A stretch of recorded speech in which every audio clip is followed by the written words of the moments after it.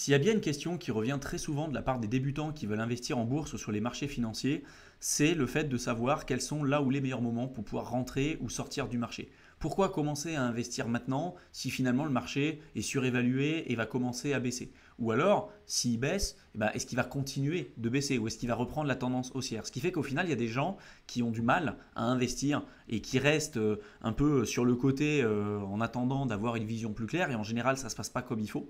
Et c'est souvent des gens qui vont avoir tendance à sous-performer et pas obtenir des résultats significatifs sur le long terme, tout simplement parce qu'ils n'ont pas la bonne approche. Et malgré le fait que ce soit un sujet que j'ai déjà eu l'occasion de traiter sur cette chaîne YouTube, la dernière fois sur Internet, je suis tombé sur un article sur Reddit, et je te mettrai le lien dans la barre d'infos si tu veux y jeter un coup d'œil, qui présente sous forme de chiffres, de graphiques et de données vraiment concrètes comme j'ai l'habitude de le présenter, une autre manière de voir les choses et pour te montrer concrètement que le meilleur moment pour pouvoir investir en bourse ou sur les marchés financiers, c'était il y a 10 ans, le deuxième meilleur moment, c'est aujourd'hui, et que tous ceux qui attendent ou qui recherchent le ou les meilleurs moments pour investir ou pour essayer d'optimiser leur point d'entrée ou leur point de sortie, en général, c'est souvent des personnes qui vont avoir tendance à sous-performer et obtenir des résultats qui seront plus faibles. Donc là, je te retrouve directement sur mon ordinateur et je vais te lire l'article que j'ai trouvé intéressant et que je voulais te partager.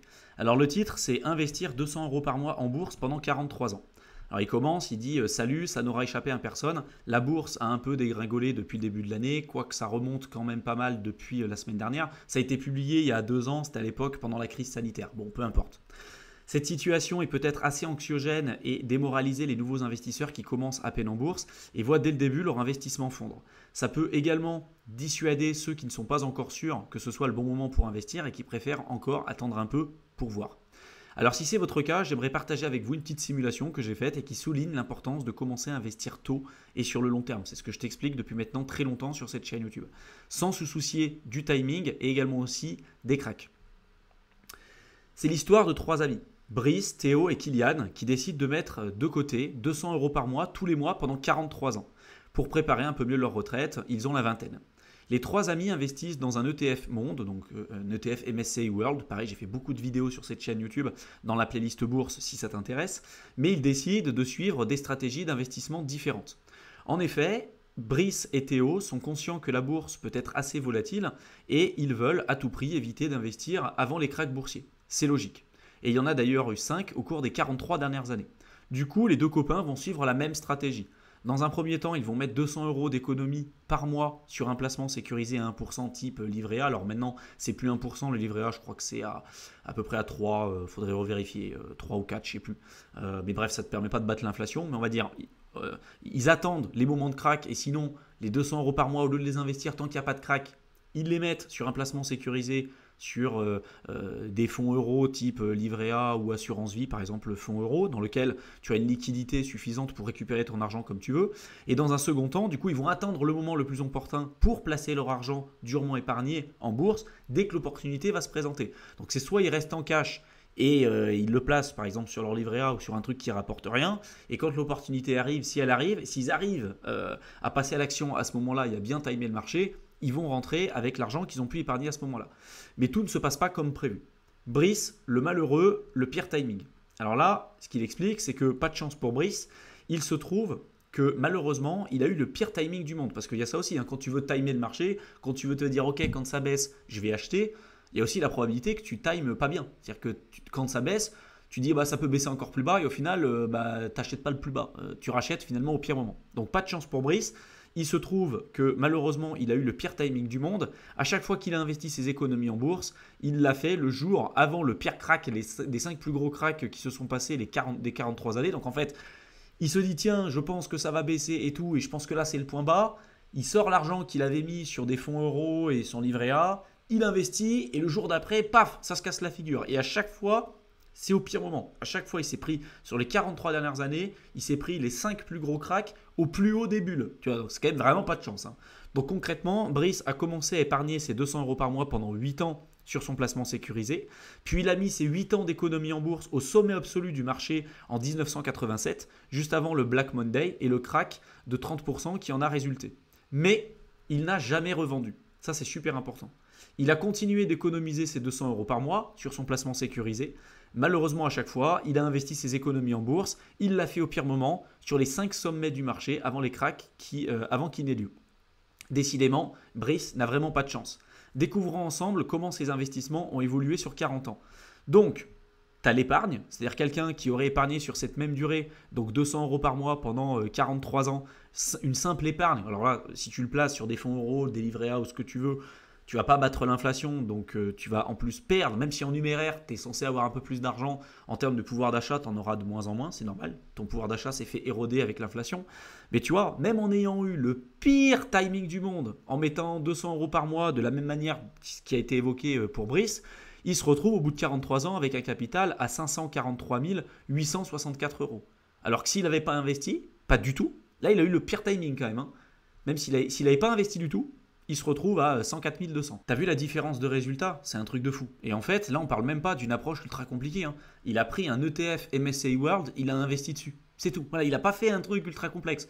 Après, on est d'accord, tout le monde n'a peut-être pas forcément envie d'investir 200 euros par mois pendant 43 ans. Tu vois, mais on a pris 200 euros pour une période qui est longue. Après, ça sera adapté aussi. Les gens, ils se disent tout le temps, moi, j'ai peut-être pas 43 ans de ma vie. Et moi, c'était pareil. J'avais pas envie de mettre 43 ans pour obtenir des résultats comme ça. Même si ça reste quand même significatif comme résultat, hein. Forcément, si tu veux après obtenir plus de résultats, bah, rien ne t'empêche toi d'investir plus d'argent, de prendre peut-être plus de risques, d'être plus formé. Tu vois, ça aussi, tu peux utiliser d'autres classes d'actifs, tu peux investir dans les cryptos, tu peux développer un business en ligne, tu n'es pas obligé d'investir qu'en bourse. Voilà, tu vois. Mais c'est juste important quand même de se rendre compte. Souvent, quand on est débutant, on se dit ah, c'est risqué, c'est compliqué et tout, machin. Et quand tu vois juste ça, quelqu'un qui a eu, je le répète, hein, le pire timing, à chaque fois il a investi, il s'est chopé le pire crack. Il n'a pas acheté le bottom. Truc de fou. Et tu vas voir que tu n'es pas au bout de tes surprises. Donc on va continuer. Brice n'a pas trop mal fait d'investir en bourse, évidemment.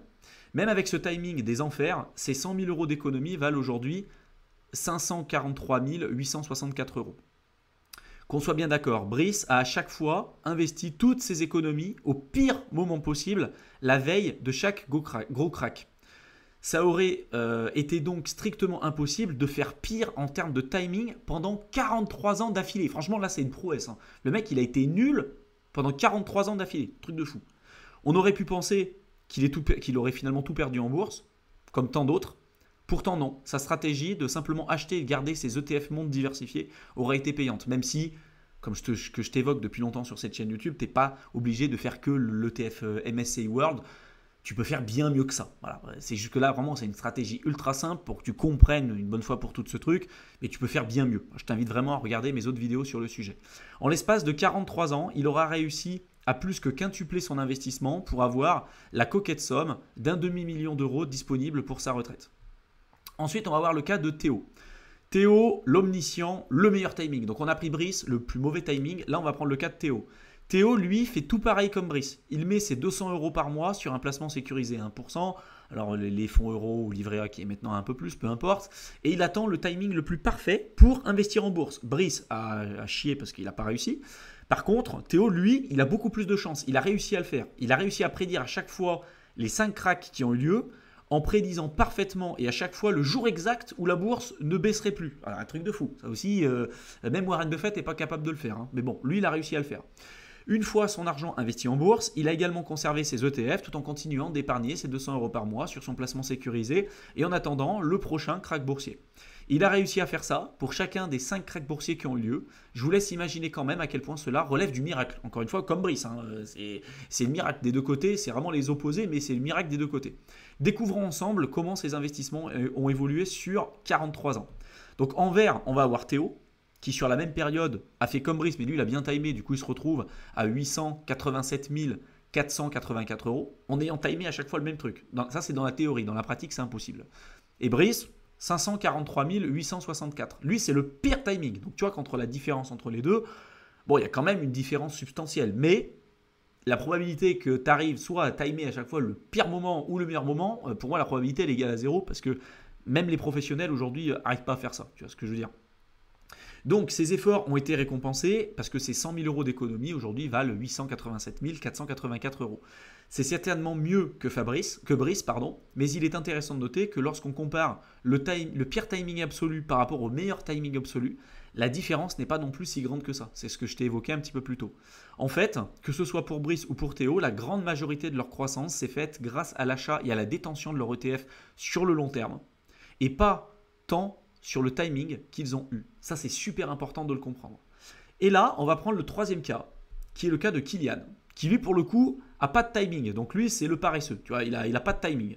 Kylian n'a pas vraiment le temps, ni l'intérêt, ni l'envie de suivre la bourse au quotidien. Du coup, contrairement à Brice ou à Théo, il décide d'avoir une approche beaucoup plus simple. Au lieu d'épargner son argent et pour l'investir plus tard, il a décidé de ne pas s'en faire. Dès le début, quand il avait ses 200 euros par mois à investir, il les plaçait directement en bourse, quel que soit le prix de l'ETF. Il n'a pas cherché à timer le marché. Et donc là, on va regarder les différences entre Kylian, Brice et Théo. Découvrons ensemble comment ces investissements ont évolué sur 43 ans. Et là, c'est fou. C'est-à-dire que là, tu te dis, attends, le mec, il n'a pas timé, il n'a pas eu le meilleur moment ni le pire moment. Tu vois Kylian qui a 1 287 832 euros, alors que Théo, il est à 887 484 et Brice, 543 000 euros. Je dis, mais attends, il y a un problème. Comment ça se fait que tu en as un? Alors, tu peux dire, ok, il y en a un, comme Brice, par exemple, qui a le pire timing. Ok, qu'il ait les moins bons résultats, je comprends. Que Théo ait des meilleurs résultats que Brice. Je comprends, il a le meilleur timing. Mais que Kylian ait des meilleurs résultats que Brice, éventuellement, ça peut se comprendre, mais que Théo, c'est quand même vachement bizarre. Donc, on va continuer de lire l'article. Là, ce qu'ils disent, finalement, c'est que les 100 000 euros de Kylian valent aujourd'hui 1 287 832 euros. Tout ça avec un effort d'investissement de seulement 200 euros par mois. La différence entre Brice et Théo pour Kylian, c'est que là où les autres vont placer leur argent sur des supports qui rapportent rien du tout pour essayer de timer le marché, la probabilité que tu arrives à le faire, elle est proche de zéro de toute façon, surtout sur une période de 43 ans. Là, en fait, tu vas investir directement et vu que la bourse, elle est structurellement haussière et beaucoup plus haussière que baissière, même si tu as des périodes de baisse, au final, ton argent va quand même travailler pour toi. Et même quand il y a des baisses, ça te permettra de racheter moins cher. Tu vois. Et vu que tu investis constamment, que ce soit à la hausse, à la baisse ou ce que tu veux, tu es beaucoup moins sujet à tes biais cognitifs, tes biais émotionnels et ton argent va travailler. Ton argent va vraiment travailler sur le long terme. Tu vas mettre en place les intérêts composés et c'est ça qui te permet d'obtenir des résultats qui sont significatifs vraiment sur le long terme. On est d'accord, je te le répète, que tout le monde n'a pas envie d'investir 200 euros par mois pendant 43 ans. C'est peut-être pas tes objectifs, tu n'as peut-être pas 43 ans devant toi. Mais tu vois, c'est pour te montrer un petit peu, des fois les gens, ils ont l'impression que c'est pas pour eux, que c'est trop compliqué, que c'est trop difficile, que c'est risqué. Alors qu'en fait, si tu as les bonnes méthodes, et même pas forcément un truc ultra compliqué, hein. On parle d'un MSCI World que tu investis sur le long terme, 200 euros par mois, tu ne te prends pas la tête, tu investis sur le long terme. Ça marche. Les études académiques aujourd'hui te montrent que ça marche, même si on n'est pas capable de prédire les performances futures et que ce n'est pas parce que ça fait 50 ans que ça fait ça, que ça continuera pendant 50 ans de le faire. Mais franchement, si tu suis le contenu que je te présente sur ma chaîne YouTube, dans la playlist bourse et de partout ailleurs, tu te rendras compte que tu as des choses super que tu peux faire et même bien mieux que de simplement investir sur un MSCI World. Donc c'est ce qu'il dit. Ces chiffres sont basés sur le retour exact de combien a rapporté un ETF Monde au cours des 43 dernières années jusqu'au 12 mai 2022. Il faudrait le faire jusqu'en 2024, le moment où je suis en train de tourner cette vidéo, mais franchement, ça changerait à mon avis pas grand-chose. Dans mon exemple, j'ai pris le Lixor Core MSCI World DR UCITS. Alors si vous êtes inquiet que la bourse soit trop élevée et que vous préférez attendre qu'il y ait un crack avant de mettre votre argent, essayez de vous demander si vous êtes vraiment si bon que ça pour prédire la bourse. Est-ce que ça vaut vraiment le coup d'attendre le meilleur timing si vos objectifs d'investissement sont très long terme? Et inversement, si vous avez récemment commencé à investir et que vous angoissez parce que votre portefeuille est dans le rouge, alors j'espère que ce post vous rassurera un peu dans vos choix sur le long terme, même si évidemment les performances passées ne reflètent pas les performances futures. Mais tu vois, c'est super important parce qu'aujourd'hui, tu as des gens sur internet qui vont te dire regarde, il faut trouver le meilleur moment pour pouvoir rentrer, sortir du marché, ou il faut trouver là où les meilleures entreprises. Je t'ai évoqué ça des centaines de fois sur cette chaîne YouTube, mais même les professionnels aujourd'hui qui dépensent des milliards chaque année, qui ont fait des études, qui ont les meilleurs analystes, les meilleurs modèles prédictifs d'intelligence artificielle, sont pas capables, pour la grosse majorité d'entre eux, de faire mieux que le marché. Alors ils n'ont pas les mêmes contraintes que des professionnels, mais imagine-toi aujourd'hui un particulier, l'effort, l'énergie nécessaire pour qu'il soit capable de vaincre systématiquement des indices comme par exemple le S&P 500, sachant que 95% des professionnels aujourd'hui qui ont tous les outils, tous les moyens nécessaires pour pouvoir le faire, ne sont pas capables de le faire.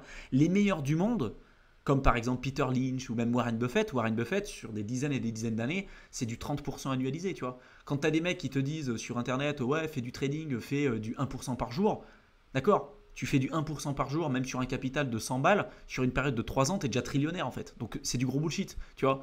Et le gros piège qu'il y a énormément pour beaucoup de débutants, c'est d'être souvent un peu imbu de leur personne et de te dire moi je ferais mieux. Moi je ferais mieux que le marché.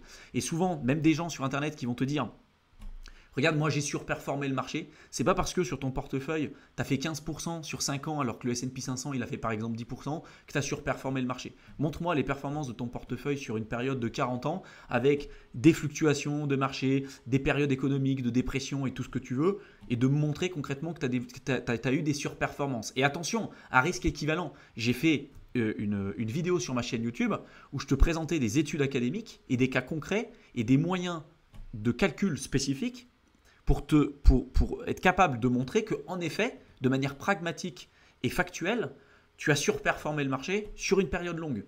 Ce n'est pas parce qu'aujourd'hui, tu as 3 boîtes dans ton portefeuille et que tu as surperformé, par exemple, pendant 7 ans le S&P 500, que forcément, tu surperformes le marché. Non, tu as peut-être eu à un moment donné une surperformance à un moment donné, mais du tout, le risque, il n'est pas du tout équivalent, la gestion, elle n'est pas du tout équivalente. Et en plus de ça, 7 ans, c'est beaucoup trop court. Même 10 ans, c'est trop court. Tu vois. Pour surperformer le marché, c'est sur des périodes longues. Et il y a vraiment des modèles spécifiques qui ont été développés d'un point de vue mathématique, académique, pour déterminer pragmatiquement et mathématiquement si en effet tu as été capable de surperformer le marché. Voilà. Donc je t'invite à regarder sur ma playlist bourse cette vidéo-là qui te montre pourquoi en fait et qui débunk un peu tout le bullshit qu'il y a derrière le market timing et le stock picking, le fait de trouver là où les meilleurs moments pour pouvoir investir ou sortir du marché ou là où les meilleurs moments pour pouvoir, enfin là où les meilleures entreprises à avoir en portefeuille.